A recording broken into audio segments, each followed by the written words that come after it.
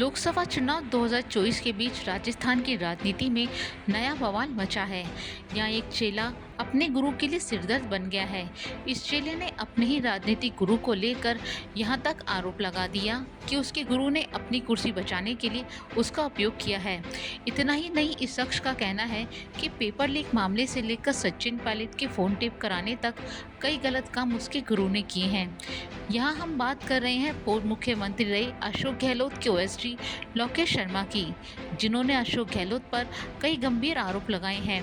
इतना ही नहीं, लोकेश शर्मा का कहना है कि पूर्व मुख्यमंत्री अशोक गहलोत ने केंद्रीय मंत्री गजेंद्र सिंह शेखावत से अपने बेटे की हार का बदला लेना चाहते थे, इसलिए शेखावत की छवि खराब करने के लिए एक ऑडियो क्लिप वायरल करवाई थी। इसके साथ ही लोकेश शर्मा ने गहलोत को लेकर कई और बड़े खुलासे किए हैं।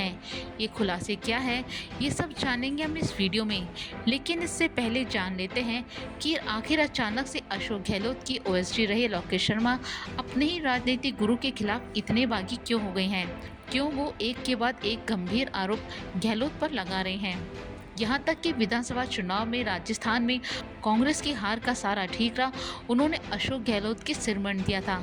तो चलिए सबसे पहले जानते हैं कि आखिर लोकेश शर्मा ने गहलोत को इतना बड़ा धोखा क्यों दिया।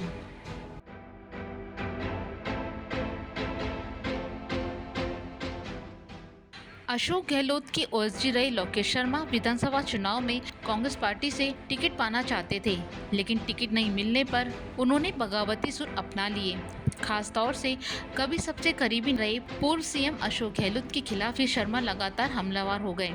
वहीं चुनाव परिणाम आने के बाद लोकेश शर्मा ने सोशल मीडिया पर लिखा कि मैं नतीजों से आहत जरूर हूं, लेकिन अचंभित नहीं हूं। कांग्रेस पार्टी राजस्थान में निसंदेह रिवाज बदल सकती थी, लेकिन अशोक गहलोत कभी कोई बदलाव नहीं चाहते थे। ये कांग्रेस की नहीं बल्कि अशोक गहलोत जी की हार है। गहलोत के चेहरे पर उनको फ्री हैंड देकर उनके नेतृत्व में पार्टी ने चुनाव लड़ा और उनके मुताबिक हर सीट पर वो खुद चुनाव लड़ रहे थे।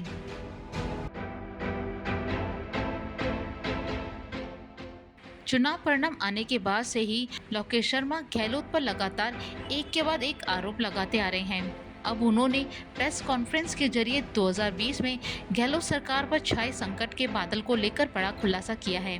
लोकेश शर्मा का कहना है कि जब 2020 में गहलोत सरकार के गिरने की नौबत आ गई थी, तब एक ऑडियो टेप वायरल हुआ था। इसके आधार पर भाजपा पर कांग्रेस विधायकों के खरीद फरोख्त की बात कही गई थी।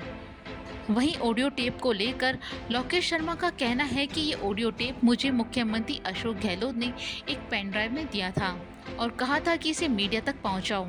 इसे मैंने लैपटॉप से ट्रांसफ़र करके अपने फ़ोन से मीडिया में सर्कुलेट किया था, लेकिन मीडिया में सर्कुलेट होने के बाद जब खबर नहीं चली तो अशोक गहलोत बेचैन हो गए और मुझे बार बार फ़ोन करके पूछते रहे कि खबर कहाँ है। पिंक हाउस के चैम्बर में मुख्यमंत्री अशोक गहलोत मेरा इंतजार कर रहे हैं।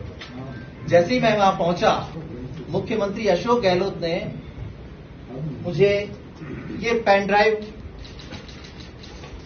और एक ये टाइप पेपर दिया। इस पेन ड्राइव में वो तीनों ऑडियो क्लिप्स थी जिसको मैंने आप सभी के माध्यम से जनता तक पहुंचाया।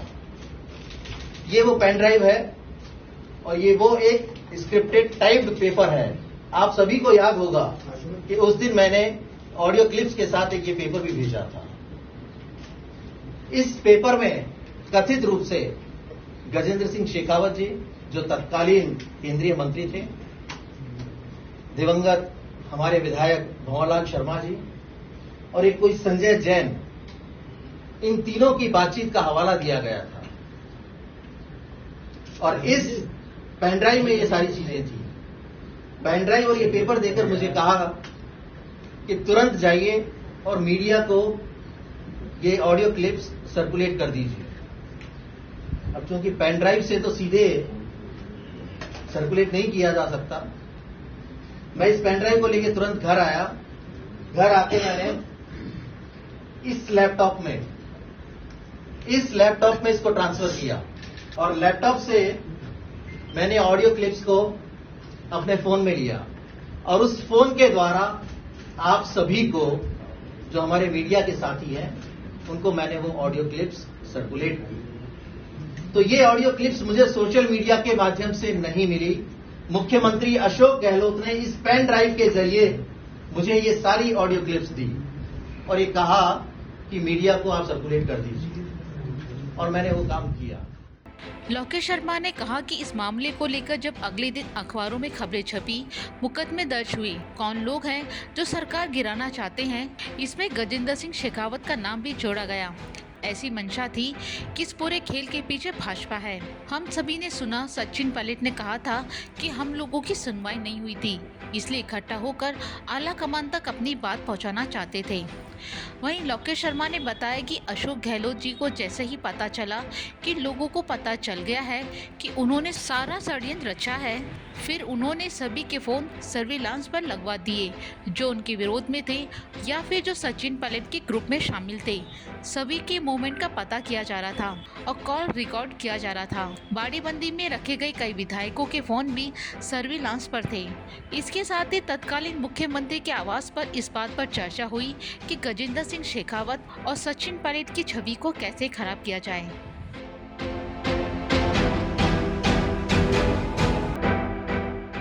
लोकेश शर्मा के आरोप यही नहीं रुके। उनका कहना है कि पूर्व मुख्यमंत्री अशोक गहलोत केंद्रीय मंत्री गजेंद्र सिंह शेखावत से अपने बेटे के हार का बदला लेना चाहते थे, इसलिए शेखावत की छवि खराब करने के लिए ये ऑडियो क्लिप वायरल करवाई गई, जिससे राज्य में ये संदेश जाए कि भाजपा के लोग कांग्रेस की सरकार गिराना चाहते हैं। इसके साथ ही पेपर लीक मामले को लेकर भी लोकेश शर्मा ने गहलोत सरकार पर कई गंभीर आरोप लगाए। उन्होंने कहा कि रीट मामले में पेपर लीक करवाने में गहलोत सरकार के सिस्टम की मिलीभगत थी। युवाओं के सपने तोड़ने वाले अशोक गहलोत अपने बेटे के भविष्य को लेकर दिन रात एक कर रहे हैं। लोकेश शर्मा ने भाजपा सरकार से पेपर लीक मामले में चल रही जांच में हर संभव सहयोग करने की बात भी कही। लोकेश शर्मा का कहना है कि मेरे राजनीतिक गुरु अशोक गहलोत ने अपनी कुर्सी बचाने के लिए मेरा उपयोग किया था। बाद में मेरे फ़ोन को डिस्ट्रॉय भी करवाया गया। लोकेश ने कहा कि अशोक गहलोत को मुझ पर शक था, इसलिए 26 नवंबर 2021 को मेरे कार्यालय में एसओजी की रेड करवाई गई। सरकार बच गई तो मेरे केस के बारे में बात करना बंद कर दिया। 3 साल तक दिल्ली क्राइम ब्रांच से पूछताछ जारी है। लोकेश शर्मा ने आगे बताया कि आज ये खुलासा मैं इसलिए कर रहा हूँ क्योंकि मुझे सभी ने अकेला छोड़ दिया है। मेरा पूरा परिवार इनको झेल रहा है और ये वो काम है जो मैंने किया ही नहीं। जब मैंने कुछ किया नहीं तो मैं इसे क्यों झेलूं? तो उस बोझ को लेकर कब तक चलेगा? ये मेरी मजबूरी हो गई कि जो कृत्य मैंने किया ही नहीं, जो काम मैंने किया ही नहीं, उस बोझ को लेकर मैं कब तक आगे बढ़ सकता हूं? क्योंकि जिस तरह से शुरुआत में मुझे भरोसा दिलाया गया था कि आप चिंता मत करो, सुप्रीम कोर्ट तक जाएंगे, जो व्यक्ति ये बात करते थे आज उन्होंने इस केस से संबंधित बात तक करना बंद कर दिया। तो ऐसे में मैं क्या करूंगा? पिछले 3 वर्ष से लगातार प्रताड़ना झेल रहा हूं। कभी 8 घंटे, कभी 9 घंटे, कभी 5 घंटे, कभी 10 घंटे, ऐसे ऐसे सवालों के जवाब मैं देता हूं।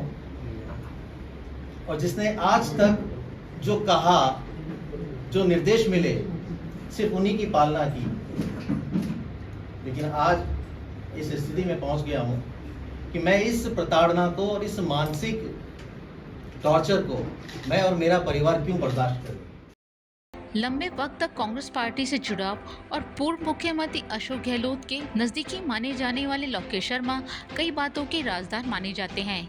कई लोगों का ये मानना है कि लोकेश शर्मा इस तरह के खुलासे इसलिए कर रहे हैं ताकि उन्हें भाजपा में एंट्री मिल जाए। अगर ऐसा हुआ तो भाजपा में एंट्री से कांग्रेस सरकार में हुए अन्य घोटाले की पोल खुल सकती है।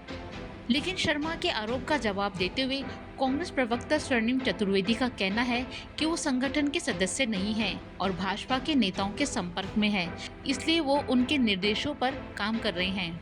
वहीं लोकेश शर्मा के बयान पर भाजपा राजस्थान लोकसभा प्रभारी विनय सहस्त्रबुद्धे का कहना है कि फोन टेपिंग कराना क्राइम है। अब धीरे धीरे पुरानी राजस्थान सरकार के पाप जनता के सामने आ रहे हैं और जनता सब जानती है। There are many skeletons in the cupboard. तो जो पुराने पाप है वो अभी जमीन पर आ रहे हैं, और जो भी मतलब जघन्य काम उनके सरकार के द्वारा हुए हैं वो लोगों को अभी पर्दाफाश हो रहा है, धीरे धीरे या और भी होता जाए। कोई भी सरकार में बैठे अधिकारी को, मुख्यमंत्री को ये अधिकार हो जाता है कि किसी का फोन टेप करा ले, क्या ये क्राइम है? बिल्कुल क्राइम है, निश्चित रूप में क्राइम है। और नैतिक दृष्टि से तो मतलब इसके बारे में वो कुछ कह भी नहीं पाएंगे, ऐसी स्थिति है। और लोगों को अब पता चला है कि कितने आपराधिक मानसिकता के लोगों के हाथ उन्होंने सत्ता सौंपी थी कुछ 5 साल पहले। तो ऐसी स्थिति में कांग्रेस के पापों का घड़ा भर चुका है। यही स्थिति फिर एक बार सामने। वहीं लोकेश शर्मा के बयान के बाद कांग्रेस नेता प्रताप सिंह खाचरियावास ने लोकेश शर्मा पर निशाना साधा है। उनका कहना है कि लोकेश शर्मा भाजपा की कठपुतली बन गई हैं। झूठे आरोपों के सिवा कुछ नहीं है। अशोक गहलोत ने विश्वास कर लोकेश शर्मा को यहां तक पहुंचाया है। लोकेश शर्मा के बयान के बाद राजस्थान की सियासत में हलचल मच गई है, लेकिन उनके आरोप में कितनी सच्चाई है ये तो आने वाला वक्त ही बताएगा। लेकिन इतना कहा जा सकता है कि लोकेश शर्मा के लगातार हमले गहलोत के लिए मुसीबत बन सकते हैं। अब देखने वाली बात होगी कि गहलोत इन सबसे कैसे निपटते हैं।